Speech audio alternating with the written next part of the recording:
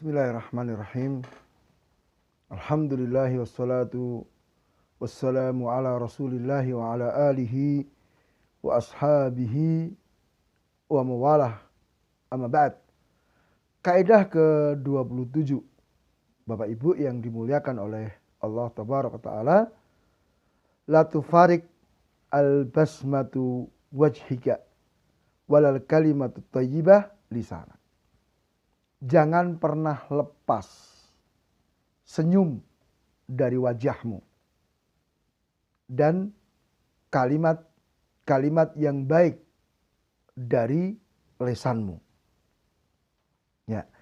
Jadi Bapak Ibu, kalau kita sebagai orang tua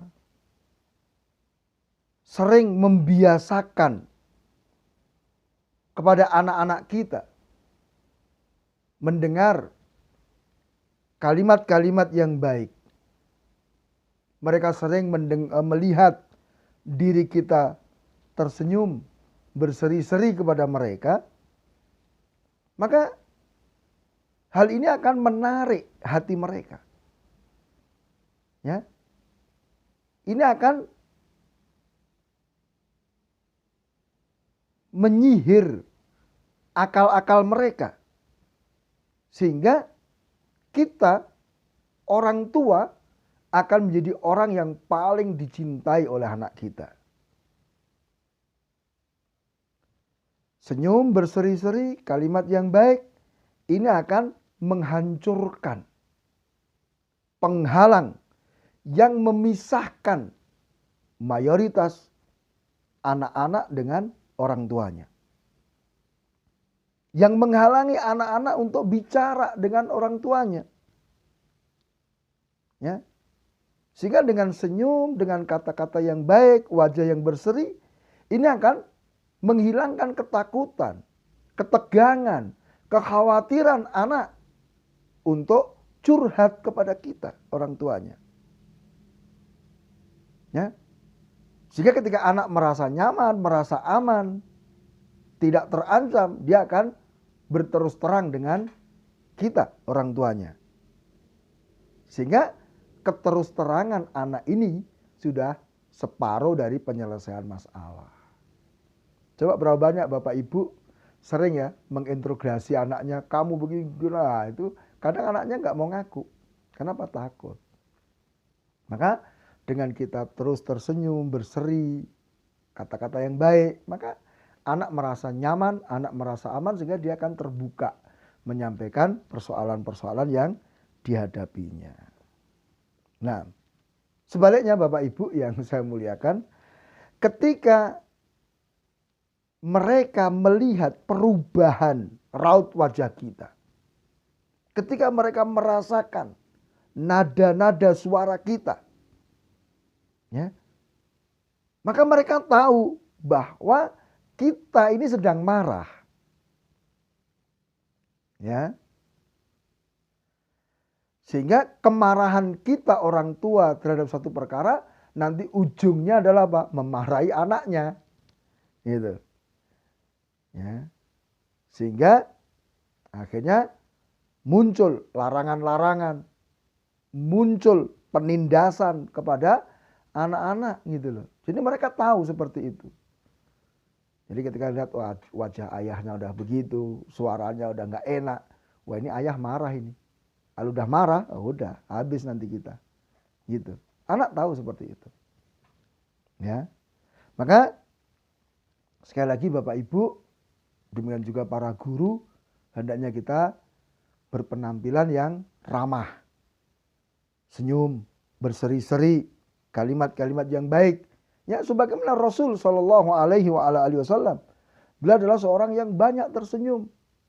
Ya, beliau adalah seorang yang wajahnya berseri-seri kepada siapapun, baik kepada orang dewasa ataupun kepada anak-anak kecil. Ya, Jarir bin Abdullah radhiyallahu taala anhu menceritakan, "Ma ra'ani Nabi sallallahu alaihi wasallam illa tabassama fi wajhi." Ya. Tidaklah Rasul, tidaklah Nabi melihat diriku kecuali beliau apa? Tersenyum di hadapanku. Coba. Ini pengalaman dari sahabat Jarir. Ya. Demikian pula hendaknya kita ini menggunakan kata-kata, kalimat-kalimat yang baik, yang lembut, yang menenteramkan ya kepada anak-anak kita. Ya, kita bisa mengambil pelajaran ya dari pengutusan Musa dan Harun kepada Fir'aun. Kita tahu Bapak Ibu, Fir'aun orang yang sangat zalim, sangat jahat, yang mengatakan ana rabbukumul a'la, aku adalah Rob kalian yang tertinggi. Fir'aun mengatakan kepada kaumnya, ma alimtu lakum min ilahin khairu. Aku tidak melihat untuk kalian itu ada sesembahan selain diriku. Bayangkan. Kekejaman Fir'aun yang luar biasa. Membunuh anak laki-laki. Ya. Tetapi ketika Allah mengutus Musa dan Harun, Allah katakan apa? Faqula lahu qawlan layyinan la'allahu yatadzakkaru aw yakhsha.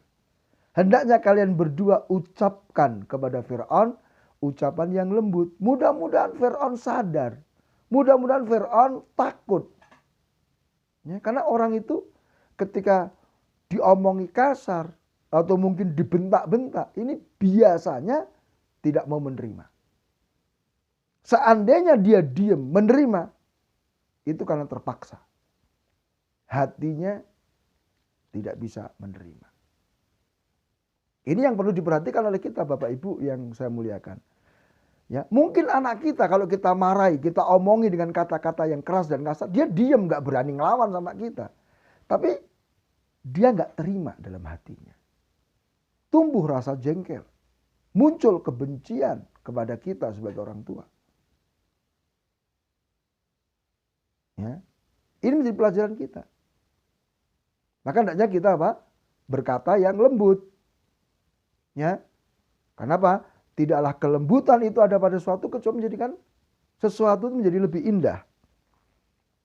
Nah, dan biasanya orang lebih tersentuh, lebih mudah menerima ketika dinasihati, diarahkan, diberitahu dengan kata-kata yang lembut, bukan dengan kata-kata yang kasar. Ya, kata-kata kasar ini bisa dalam arti intonasinya, membentak-bentak misalnya. Bisa juga dalam arti pilihan katanya. Mungkin ngomongnya lembut, tapi pilihan katanya itu menyakitkan. Maka tidak boleh seperti itu. Ya, maka sekali lagi kita ambil pelajaran di sini. Allah perintahkan kepada Musa dan Harun untuk berkata yang lembut kepada Fir'aun. Maka Bapak Ibu, anak kita itu tidak sejahat Fir'aun. Anak kita tidak sekafir Fir'aun. Anak kita tidak sekuat Fir'aun.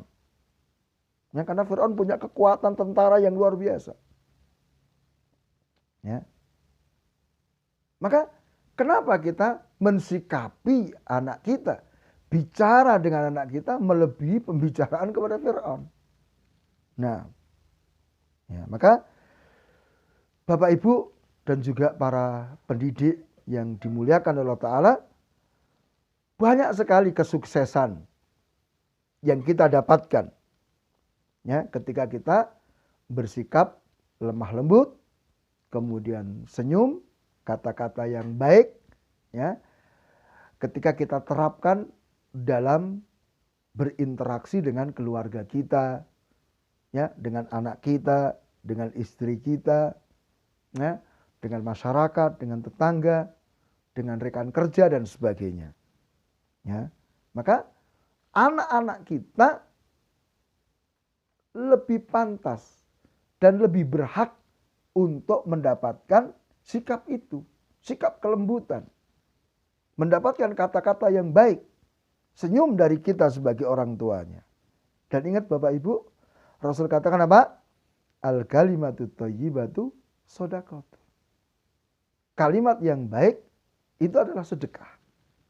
Nah, maka mari Bapak Ibu, jangan sampai anak-anak kita terhalangi dari mendapatkan senyum kita. Jangan sampai anak-anak kita terluput dari kata-kata baik kita, kelembutan dan kehangatan kita.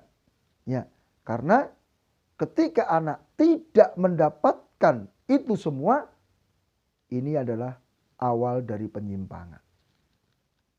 Ya. Ada satu peristiwa ya, ada seorang alim datang ke penjara, ya penjara anak-anak atau penjara remaja begitu. Ya, setelah dilakukan wawancara, dilakukan ya diskusi, ternyata didapati bahwa mereka mayoritas ya sampai 80% terjatuh dalam penyimpangan, sehingga mereka masuk penjara disebabkan karena apa? Tidak terpenuhi kebutuhan kejiwaannya. Ya. Anak merasa kurang perhatian, anak merasa dimusuhi, anak merasa tertekan ya. Gitu. Sehingga akhirnya mereka melakukan hal-hal yang menyimpang. Ya. Maka kita penuhi kebutuhan jiwa anak-anak kita. Kita penuhi perasaan-perasaan mereka dengan kehangatan, ya, kelembutan, ya, kasih sayang, kecintaan, senyum, sehingga anak itu merasa nyaman, ya. Sehingga perhatikan, banyak anak itu melakukan penyimpangan, melakukan kejahatan hanya untuk mencari perhatian, ya, untuk mencari apa? Perhatian. Maka ini menjadi perhatian kita Bapak Ibu untuk kita hati-hati. Ya. Subhanakallahumma wa bihamdika asyhadu an la ilaha illa anta astaghfiruka wa atubu ilaik. Wassalamualaikum warahmatullahi wabarakatuh.